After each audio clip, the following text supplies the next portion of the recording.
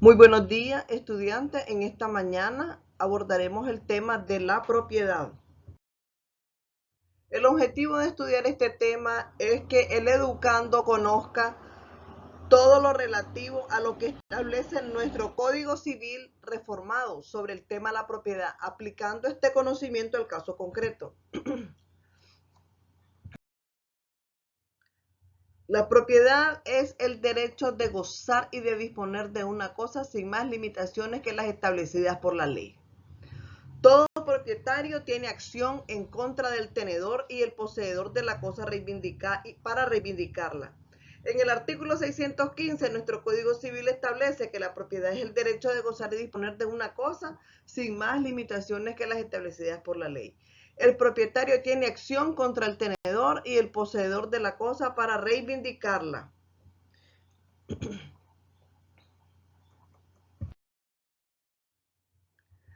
El artículo 616 establece que todo individuo es libre de disponer sus propiedades sin restricción alguna, por venta, donación, testamento o cualquier otro título legal. Del derecho de propiedad nacen las acciones reales y personales. Real es la que se tiene sobre una cosa sin respecto a determinada persona, y personal la que se tiene sobre ciertas personas que por un hecho propio o la sola voluntad de la ley han contraído obligación correlativa. El artículo 617 nos habla que nadie puede ser privado de la propiedad sino en virtud de ley o de sentencia fundada en esta. La expropiación por causa de utilidad pública debe ser calificada por la ley o por sentencia fundada en ella y no se verificará sin previa indemnización en caso de guerra. No es indispensable que la indemnización sea previa. Del derecho de la propiedad nacen las acciones reales y las personales. Entonces decíamos que real es la que se tiene sobre una cosa respecto de determinada persona y personal es la que se tiene sobre ciertas personas que por un hecho propio o solo a la voluntad de la ley han contraído la obligación correlativa. Los derechos reales pueden recaer sobre las cosas. En tiempos antiguos se decía que el derecho real domina directamente sobre las cosas con poder absorbente, no necesitando de nadie para la actuación de éste. El artículo 618 establece que el propietario de un terreno es dueño de su superficie y de lo que está debajo de ella, y puede hacer en él las obras, plantaciones y excavaciones que le convenga, salvas la servidumbre y con sujeción a lo dispuesto en las leyes sobre minas y aguas y en los reglamentos de policía. En el artículo 619 establece que el tesoro oculto pertenece al dueño del terreno en que se hallare. Sin embargo, cuando fuere hecho el descubrimiento en propiedad ajena o del Estado o por casualidad, la mitad se aplicará al descubridor. Si los efectos descubiertos fueren interesantes para la ciencia o la arte, podrá el Estado adquirirlos por su justo precio, que se distribuirá en conformidad a lo declarado a los artículos 1483 y siguiente.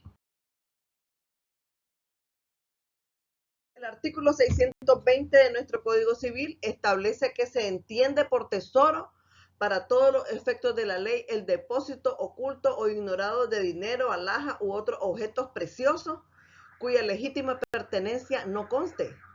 El artículo 621 establece que la propiedad de los bienes de derechos por accesión, ¿verdad?, a todo lo que ellos producen o se le une o incorpora natural o artificialmente.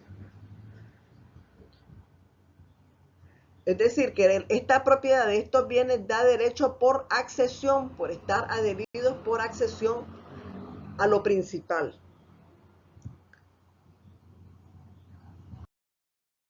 El artículo 622 establece que pertenecen al propietario los frutos naturales, los frutos industriales y los frutos civiles.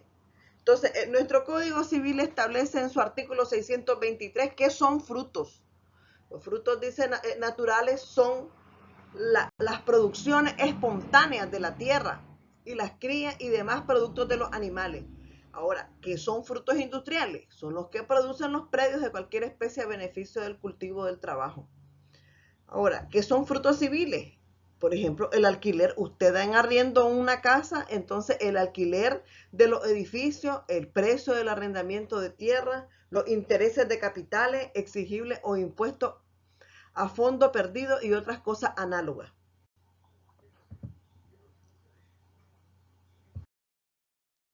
El artículo 624 establece que el que percibe los frutos tiene la obligación de abonar los gastos hechos por un tercero para su producción, recolección y conservación.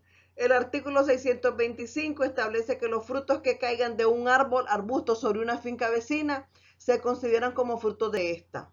Esta disposición no se aplicará cuando el predio vecino esté destinado al uso público o cuando, siendo de dominio particular, no esté cerrado o acotado. No se reputan frutos naturales e industriales, sino los que están manifiestos o nacidos. Respecto a los animales, basta que estén en el vientre de su madre, aunque no hayan nacido. Y los animales sin marca ajena se encuentran en las tierras o propiedades, se presumen propios del dueño de estas mientras no se pruebe lo contrario. El derecho de accesión a los bienes inmuebles. Lo edificado, plantado o sembrado en predios ajenos y las mejoras o reparaciones hechas en ellos pertenecen al dueño de los mismos, con sujeción a lo que se dispone en los artículos siguientes. Artículo 618 y boletines judiciales y siguientes. El artículo 628 establece que todas las obras, siembras y plantaciones se presumen hechas por el propietario y a su costa mientras no se pruebe lo contrario. El derecho de accesión a los bienes inmuebles.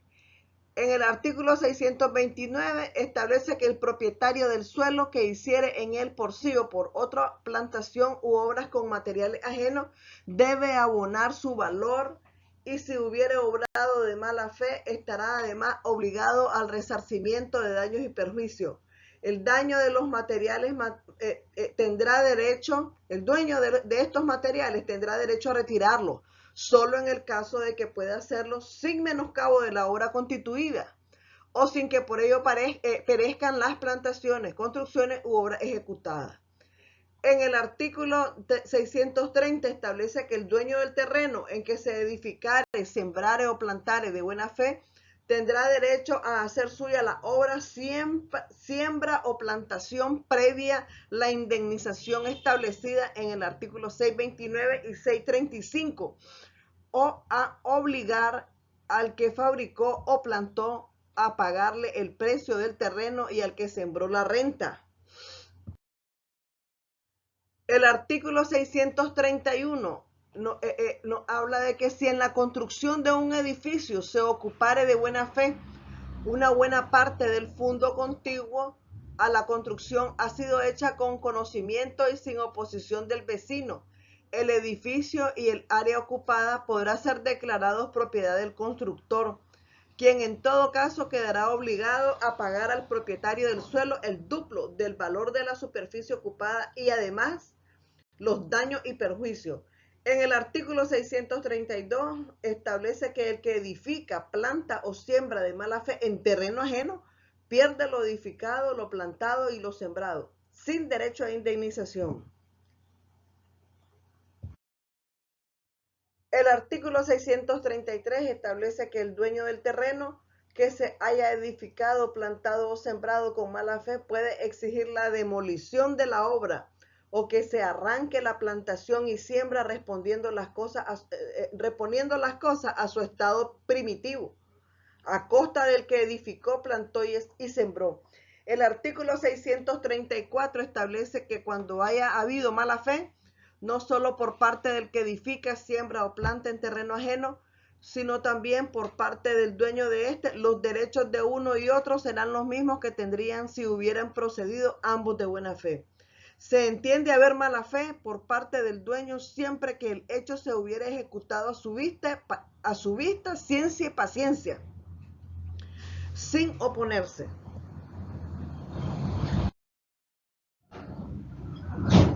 El artículo 635 establece que si los materiales plantados o semillas pertenecen a un tercero que no ha procedido de mala fe, el dueño del terreno deberá responder de su valor en el solo caso de que lo empleó, en el solo caso de que él los empleó y no tenga bienes con qué pagar. No tendrá lugar esta disposición si el propietario usa el derecho que le concede el artículo 633. El artículo 636 establece que cuando las semillas o materiales no están aún aplicados a su objeto ni confundidos con otros, pueden reivindicarse por el dueño. El artículo 637 establece y se entiende que hay mala fe de parte del edificador, plantador o sembrador cuando hace la edificación, plantación o siembra o permite sin reclamar que con material suyo las haga otro en terreno que se sabe que es ajeno, no pidiendo previamente al dueño su consentimiento por escrito. En el artículo 638 establece que pertenece a los dueños de las heredades confinantes con las riberas de los ríos el acrecimiento que aquellas reciben paulatinamente por efecto de la corriente de la agua. Los dueños de las heredades confinantes con estanque o laguna no adquieren el terreno descubierto por la disminución natural de la agua, ni pierden el que éstas inundan en las crecidas extraordinarias. El artículo 639 establece cuando la corriente de un río, arroyo o torrente segrega de una heredad de su ribera una porción conocida de terreno y la transporta a otra heredad, el dueño de la finca a que pertenecía la parte segregada conserva la propiedad de esta. El artículo 640 establece que los árboles arrancados y transportados por la corriente de las aguas pertenecen al propietario del terreno a donde vengan a parar, si no los reclaman dentro de un mes los antiguos dueños. Si estos lo reclaman, deberán abonar los gastos ocasionados en recogerlos o ponerlos en un lugar seguro. El artículo 641 establece que los cauces de los ríos quedan abandonados por variar naturalmente el curso de las aguas, pertenecen a los dueños de los terrenos ribereños en toda la longitud respectiva a cada uno. Si el cauce abandonado, separado, heredades de distintos dueños, la nueva línea divisoria correrá equidistante una de la otra. Las islas que se forman en los mares adyacentes a las costas de Nicaragua y en los ríos navegables flotantes pertenecen al Estado. El artículo 643 establece que cuando un río navegable y flotable, variando naturalmente de dirección, se abre un nuevo cauce en heredad privada, este cauce entrará en el dominio público. El dueño de la heredad lo recobrará siempre que las aguas vuelvan a dejarlo en seco, ya naturalmente o ya por trabajos legalmente autorizados al efecto. Las islas que en el artículo 644 establece que las islas que por sucesiva acumulación de arrastres superiores se van formando en los ríos pertenecen a los dueños de las márgenes u orillas más cercanas a cada una o a los de ambas márgenes. Si la isla se hallara en medio del río, dividiéndose entonces longitudinalmente por mitad, si una isla así formada distare de una margen más que de otra, será únicamente por completo dueño suyo el de la margen más cercana. El artículo 645 establece que cuando se divide en brazos la corriente del río, dejando aislada una heredad o parte de ella, el dueño de la misma conserva su propiedad, igualmente la conserva si queda separada de la heredad por la corriente una porción de terreno. En el artículo 646, cuando dos cosas muebles pertenecientes a distintos dueños se unen de tal manera que vienen a formar una sola sin que intervengan mala fe, pues entonces el propietario de la principal adquiere la accesoria. indemnizando su valor al anterior dueño.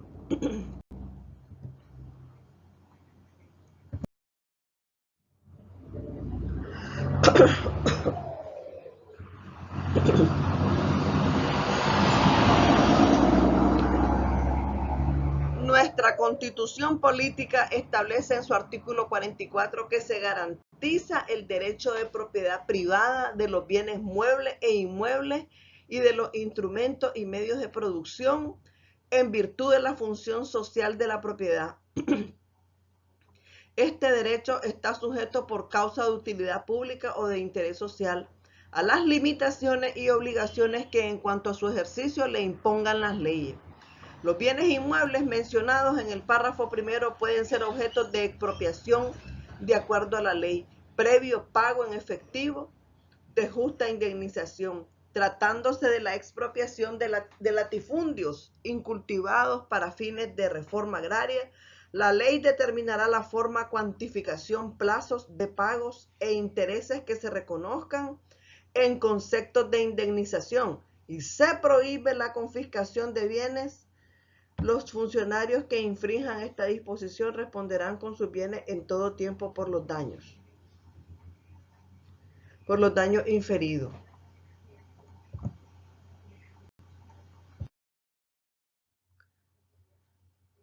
En su artículo 647 se reputa principal entre dos cosas incorporadas, aquellas a que se ha unido otra por adorno o por uso o perfección.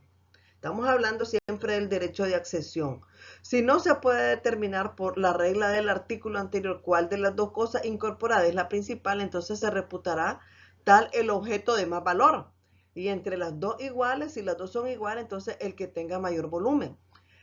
En la pintura y escultura, en los escritores impresos, grabados y litografiados, se considerará accesoria la tabla, el metal, la piedra, el lienzo, el papel o el pergamino. En el artículo 649, cuando las cosas unidas puedan separarse sin detrimento, los dueños respectivos pueden exigir la separación.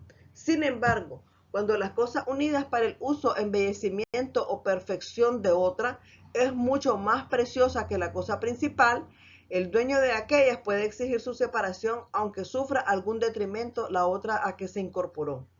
El artículo 650 establece cuando el dueño de la cosa accesoria ha hecho su incorporación de mala fe, pierde la cosa incorporada y tiene obligación de indemnizar al propietario de la principal los perjuicios que haya sufrido.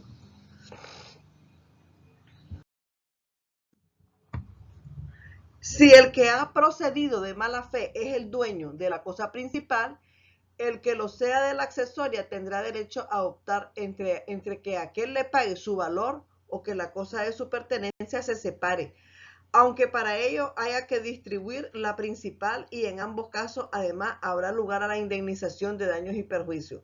Si cualquiera de los dueños ha hecho la incorporación a vista, ciencia y paciencia y sin oposición del otro, se determinarán los derechos respectivos en la forma dispuesta para el caso de haber obrado de buena fe.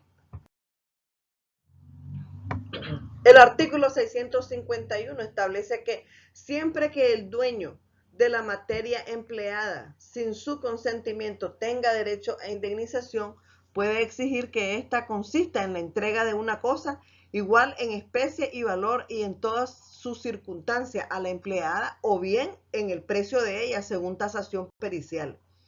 El artículo 652 establece que por voluntad de sus dueños, se mezclan dos cosas de igual o diferente especie, o si la mezcla se verifica por casualidad y en este último caso las cosas no son separables, sin detrimento, cada propietario adquirirá un derecho proporcional a la parte que le corresponda, atendiendo el valor de las cosas mezcladas o confundidas.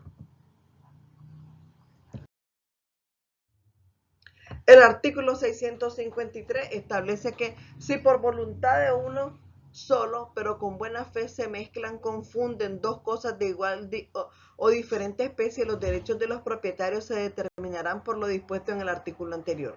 Si el que hizo la mezcla o confusión obra de mala fe, pierde la cosa de su pertenencia mezclada o confundida, además de quedar obligado a la indemnización de los perjuicios causados al dueño de la cosa con que la mezcla, eh, al dueño de la cosa con que la mezcló. El artículo 654 establece que el que de buena fe empleó materia ajena en todo o parte para formar una obra nueva especie hará suya la obra, indemnizando el valor de la materia que utilizó. Si esta es más preciosa que la obra en que se empleó, estamos hablando de el material, o superior al valor, el dueño de ella tendrá la elección de quedarse con la nueva especie, previa indemnización del valor de la obra, o de pedir indemnización de la materia. Si en la formación de la nueva especie intervino mala fe, el dueño de la materia tiene el derecho de quedarse con la obra sin pagar nada al autor, o de exigir de éste que le indemnice el valor de la materia y los perjuicios que se le hayan seguido.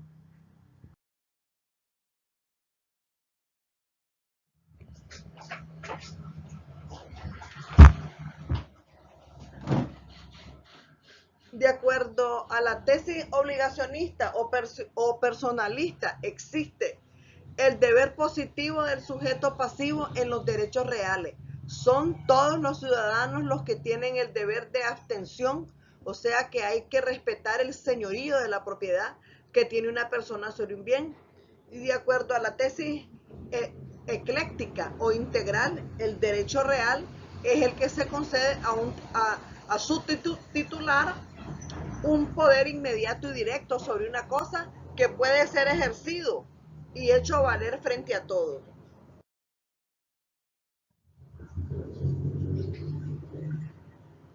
Existen elementos internos y externos, ¿verdad? Estamos hablando de la propiedad.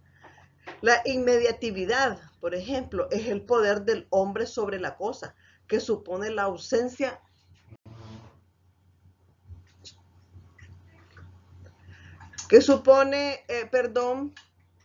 la ausencia de todo intermediario. El poder legalizado, esta potestad de poder que es la que tiene el hombre es sin límite. Y la cosa, ¿qué es la cosa?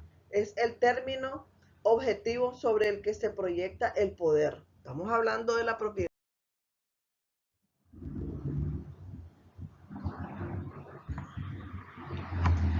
Vamos a hablar sobre los derechos reales y personales.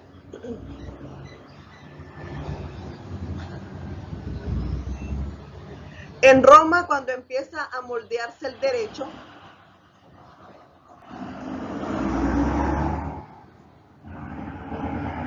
todo gira en torno a la figura del derecho real y en base a la patria potestad.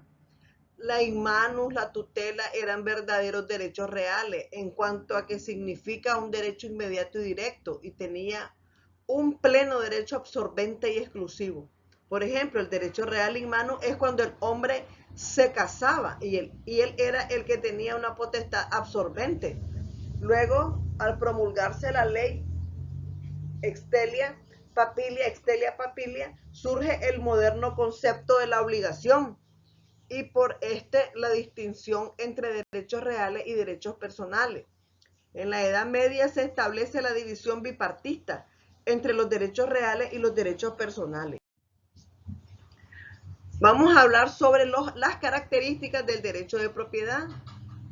El derecho de propiedad tiene las siguientes características: intermediación del sujeto pasivo y a veces del activo, corporeidad de la cosa, o sea, la cosa es objeto de los derechos reales, debe de ser específica y determinada. La singularidad de su adquisición, es decir, debe de haber un título y acto ostensible de transmisión de posesión. Los derechos reales también están delimitados en el código y conlleva los derechos de preferencia y de persecución. También la propiedad presenta la característica y la posibilidad de abandono para exonerarse de los gravámenes que pesan sobre la cosa abandonada. Y también son de duración ilimitada. Ejemplo, el derecho de propiedad.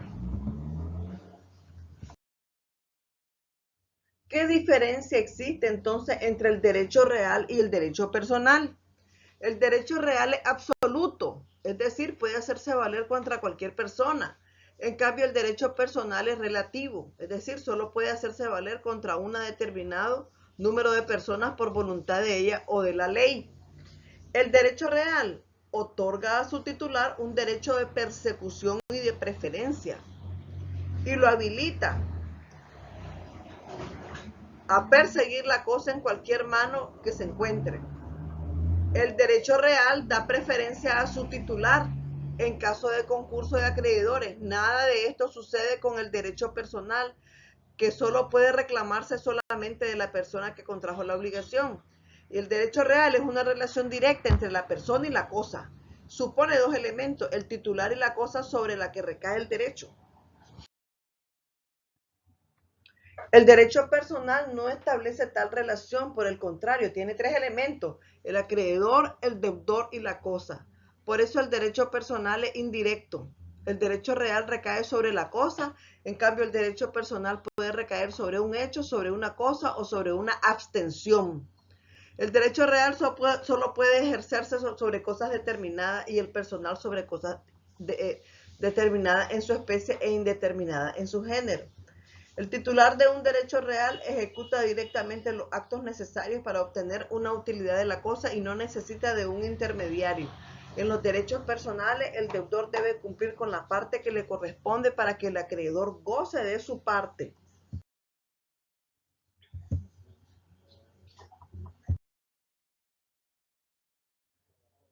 El derecho personal coloca al deudor en la necesidad de dar, hacer y no hacer y constituye una limitación a sus facultades. Los derechos reales están textualmente enumerados en la ley y de ahí que los derechos reales les negaban poder creador les negaban poder creador a voluntad. Los derechos personales están libres para el poder creador de la voluntad de las partes. Hay derechos que son indudablemente reales en Nicaragua. Les voy a decir, el principal derecho real en Nicaragua es la propiedad. De él se derivan 7 modificaciones, que son el dominio, la posesión, el usufructo, uso, habitación, la servidumbre, la hipoteca, la prenda y el anticrece. ¿Verdad? Existen algunos otros derechos cuya naturaleza se discuten. Por ejemplo, el derecho de retención consiste en la facultad que tiene el acreedor para